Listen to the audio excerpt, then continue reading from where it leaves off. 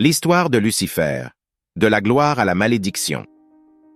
Une personnalité appelée Lucifer apparaît dans le chapitre 14 d'Ésaïe. La racine latine de Lucifer signifie celui qui apporte la lumière, tandis que la traduction hébraïque est étoile du matin. Lucifer a été dépeint comme un être radieux, brillant et majestueux dans n'importe quelle langue. C'était un ange de haut rang. Lucifer était l'un des principaux anges de Dieu aux côtés de Michel et Gabriel dans les armées célestes de Dieu. Cependant, à un moment donné, Lucifer a commis une grave erreur. Il a défié Dieu. Luc, chapitre 10, verset 18. Il leur a dit « J'ai regardé Satan tomber du ciel comme un éclair. » Ici, Jésus décrit à ses disciples une scène qu'il avait vécue au ciel. Cet événement a eu lieu avant l'incarnation de Jésus. En tant que fils de Marie, il les a mis en garde contre les dangers de laisser l'orgueil les contrôler. Cette scène qu'il a décrite était le jugement de Dieu sur un ange créé nommé Lucifer. Lucifer avait occupé une position d'honneur unique au ciel. Ézéchiel chapitre 28, versets 12 à 15, Fils de l'homme prononce une complainte sur le roi de Tyr. Et dit-lui, « Vous aviez la pleine mesure de la perfection et la touche finale de l'exhaustivité, plein de sagesse et parfait en beauté. Vous étiez en Éden, le jardin de Dieu. Chaque pierre précieuse était votre couverture. La fabrication de vos paramètres et de vos prises était en vous. Ils ont été préparés le jour où vous avez été créés. Tu étais la chaise ointe qui couvre et protège, et je t'ai placé là. Vous étiez sur la sainte montagne de Dieu. Vous avez marché au milieu des pierres de feu, des bijoux étincelants. Vous avez été irréprochable dans tes manières, depuis le jour où tu as été créé, jusqu'à ce que l'injustice et le mal soient trouvés en vous. L'orgueil lui a coûté de défier Dieu et de chercher une place d'égalité avec Dieu. Apparemment, Lucifer avait autorité sur une compagnie d'anges, et il avait réussi à aliéner certains de ceux qui étaient sous ses ordres de leur loyauté envers Dieu. Il les a conduits à se joindre à lui dans sa rébellion contre Dieu. En réponse, Dieu a jeté Lucifer et ses partenaires en rébellion de sa présence. Afin de décrire l'activité de Lucifer à retourner certains anges contre Dieu à travers son complot persistant. Ézéchiel chapitre 28, versets 16 à 19. Par l'abondance de votre commerce, vous étiez intérieurement remplis d'anarchie et de violence, et vous avez péché. Par conséquent, je vous ai chassé comme une chose profane et impie de la montagne de Dieu, et je vous ai détruit. Au couvrant chérubin du milieu des pierres de feu, ton cœur était fier et arrogant à cause de ta beauté. Vous avez détruit votre sagesse pour le bien de votre splendeur. Je vous ai jeté à terre. Je vous dépose devant les rois, qu'ils puissent vous regarder. Vous avez profané vos sanctuaires par la grande quantité de vos péchés et l'énormité de votre culpabilité par l'injustice de votre commerce. Par conséquent, j'ai fait jaillir un feu du milieu de vous. Elle vous a consumé, et je vous ai réduit en cendres sur la terre aux yeux de tous ceux qui vous regardent, de tous les peuples, des nations qui vous connaissaient, et qui sont consternés par vous. Vous êtes arrivés à une fin horrible et terrifiante. Cela illustre exactement ce que Lucifer a fait. Il est allé parmi les êtres angéliques créés et a promu une rébellion organisée contre Dieu. Je vous donnerai une position beaucoup plus responsable dans l'administration de l'univers. Le diable n'a jamais eu à changer ses tactiques, ni au ciel ni sur terre, pour une raison simple, car elles fonctionnent toujours. Tout cela ne s'est pas produit soudainement, ni même en quelques jours. Nous n'avons aucun moyen de mesurer le temps. Il a fallu Lucifer pour promouvoir sa rébellion, mais c'était assez long pour qu'il organise une révolte soigneusement planifiée contre Dieu et convainque environ un tiers des anges de le rejoindre. Cette estimation est basée sur une déclaration sur Satan dans la Bible. Apocalypse chapitre 12, verset 4, et son récit ont attiré la troisième partie des étoiles du ciel, et il les a jetées sur la terre. Il interprète l'expression « étoile du ciel » comme se référant à toute la compagnie des anges, les actes révolutionnaires qu'elle a produits, originaires du ciel et non de la terre, en tant que maître de la calomnie ou de la querelle. Il continue de chercher à saper diverses formes d'autorité que Dieu a établies. Dans l'Église et dans le monde, quand Lucifer a été chassé du ciel, il n'a pas arrêté sa rébellion, mais il l'a poursuivi en établissant son propre royaume en opposition au royaume de Dieu. Orgueil. Le péché originel que nous lisons, ton cœur a été élevé à cause de ta beauté. Tu as corrompu ta sagesse. En raison de ton éclat, je te jetterai à terre. Je te déposerai devant les rois afin qu'ils te voient. Le cœur de Lucifer a été élevé dans l'orgueil à cause de sa beauté, et c'est la raison pour laquelle il a été chassé de la montagne de Dieu. Quelle était la motivation initiale de Lucifer? Quel était le péché originel? Orgueil. Le péché originel a été commis au ciel, pas sur la terre. Ce n'était pas de l'intoxication alcoolique, ce n'était pas de l'adultère, et ce n'était même pas un mensonge. C'était une question de fierté. C'est toujours le plus mortel de tous les péchés. Beaucoup de fidèles ne rêveraient jamais de commettre l'adultère ou de se saouler, mais ils sont facilement séduits par l'orgueil sans reconnaître à quel point c'est nocif. Lucifer était si adorable qu'il était fier de lui. Son orgueil a finalisé la transformation de Lucifer en Satan. Je crois qu'il est vital pour nous tous de réaliser que le premier péché dans l'univers n'était pas le meurtre ou l'adultère, mais plutôt l'orgueil. C'est l'orgueil qui a produit la rébellion. De plus, c'était l'orgueil qui naissait des bénédictions dont Dieu lui-même était l'auteur. Dieu a donné à Lucifer son pouvoir, son autorité, sa beauté et sa sagesse. Tous ces dons venaient de Dieu, mais la mauvaise attitude de Lucifer les a transformés en instruments pour sa propre destruction. Je suis choqué de réaliser que des hommes et des femmes appelés et équipés par Dieu commettent encore aujourd'hui la même erreur tragique que Lucifer. Dans Ésaïe chapitre 14, versets 12 à 15, le prophète analyse le motif derrière la rébellion de Lucifer. C'était l'ambition d'être égal à Dieu. Lucifer a fait 5 déclarations successives procédées par la phrase « I will ». Il a dit « Je monterai au ciel, j'exalterai mon trône, je vais m'asseoir sur la montagne de l'assemblée, je monterai au-dessus des hauteurs des nuages. » Enfin, le point culminant. « Je serai comme le Très-Haut, comme Dieu lui-même. » L'ambition autopromotionnelle de Lucifer a été la cause de sa chute. Les Écritures nous confrontent à un contraste délibéré entre Lucifer et Jésus. Lucifer n'était pas sous la forme de Dieu. C'était un être créé. Il n'avait pas le droit d'être égal à Dieu.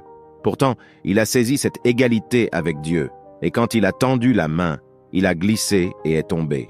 D'autre part, Jésus était divin par nature éternelle et jouissait de l'égalité avec Dieu.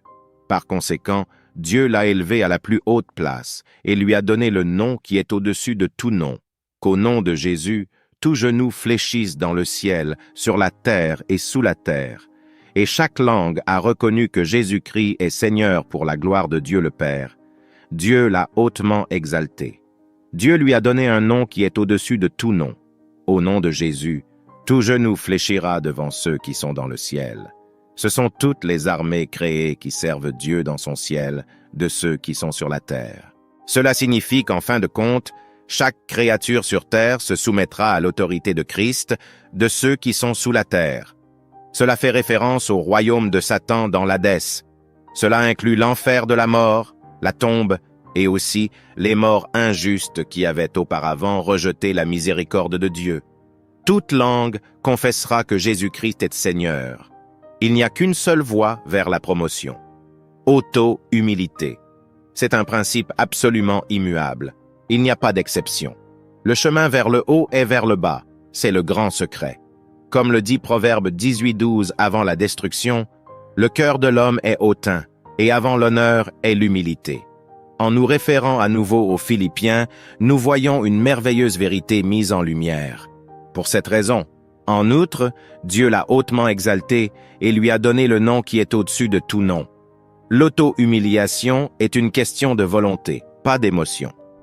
C'est une décision que chacun de nous doit prendre pour lui-même. Seigneur, je choisis de m'humilier devant toi. Je renonce à l'orgueil, à l'arrogance et à l'ambition personnelle devant vous et devant mes co-religionnaires. Pour donner un exemple pratique d'humiliation de soi, Jésus a parlé d'inviter à un festin de noces. Luc chapitre 14, versets 8 à 11. Lorsque vous êtes invité par quelqu'un à un festin de mariage, ne vous asseyez pas à la place d'honneur car une personne plus distinguée que vous a peut-être été invitée par l'hôte. Vous viendrez tous les deux vous dire « Donnez à cet homme votre place », puis dans la honte, vous prendrez la dernière place. Mais quand vous êtes invité, allez vous asseoir à la dernière place pour que lorsque votre hôte viendra, il vous dise « Ami, montez plus haut », et alors vous serez honoré en présence de tous ceux qui sont à table avec vous. Car quiconque s'élève lui-même sera humilié devant les autres, et celui qui s'humilie habituellement sera exalté. Ésaïe chapitre 14, versets 11 à 15. Votre pop et votre magnificence ont été ramenés au schiste, ainsi que la musique de vos cœurs. Les asticots sont étalés sous vous comme un lit, et les vers sont votre couverture, comme tu es tombé du ciel. Ô étoile du matin, fils de l'aube, vous avez été réduits à terre, vous qui avez affaibli les nations. Ce que vous avez dit dans votre cœur, je monterai au ciel. J'élèverai mon trône au-dessus des étoiles de Dieu. Je vais m'asseoir sur le mont de l'Assemblée.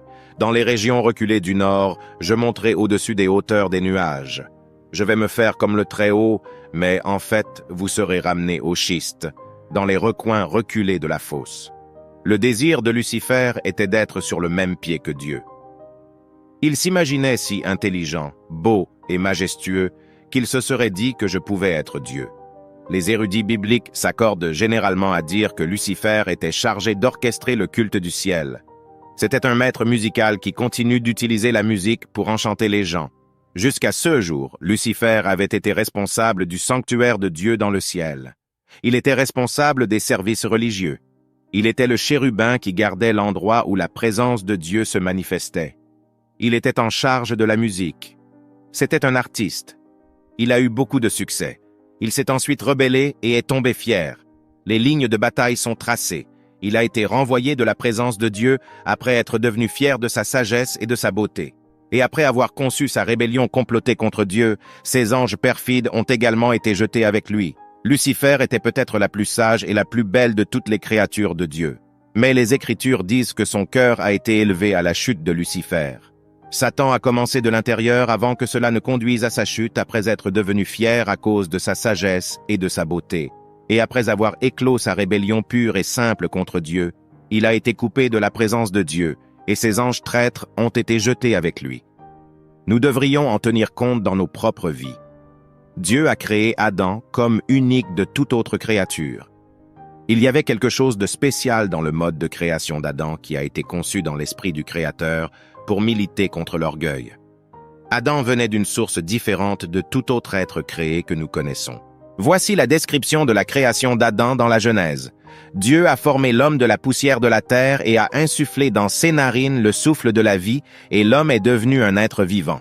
Contrairement à Lucifer, nous pouvons nous en souvenir et rester ancrés et humbles. La contre-attaque de Satan, l'ange déjà déchu, l'ennemi de Dieu et de l'homme. Représailles. Il avait une inimitié particulière contre l'homme pour deux raisons. Tout d'abord, il pouvait attaquer l'image de Dieu dans l'homme.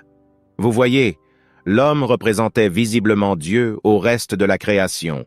Satan ne pouvait pas toucher Dieu lui-même, mais il pouvait faire la guerre à l'image même de Dieu dans l'homme. Son plaisir était de souiller cette image, de la détruire, de l'humilier. Et à cette fin, il a travaillé sans relâche. Quand quelqu'un cesse d'adorer, il commence à chercher l'adoration. Le ciel est trop petit pour deux objets de culte. Et il est écrit dans Jude 1 que les anges qui n'ont pas gardé leur premier état, numéro 1, ont été jetés dans la chute de Lucifer. Premièrement, lorsque vous refusez d'adorer, vous descendez. Vous descendez?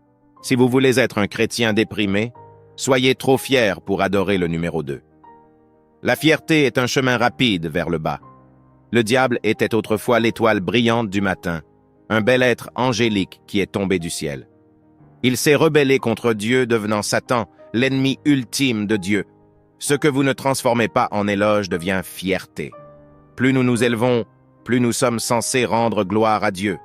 La gloire à Dieu, l'honneur à Dieu, et plus Dieu vous bénit. Vous n'êtes pas censé devenir plus arrogant. Vous n'étiez rien à l'époque, mais Dieu vous a pris et vous a béni selon la Bible. Laissez tout ce qui a du souffle. Loué soit le Seigneur. Dans le livre de la Genèse, Dieu a soufflé sur l'humanité. Soyez un adorateur. Si vous avez la vie de Dieu en vous, alors louez le Seigneur. C'est le commandement des Écritures.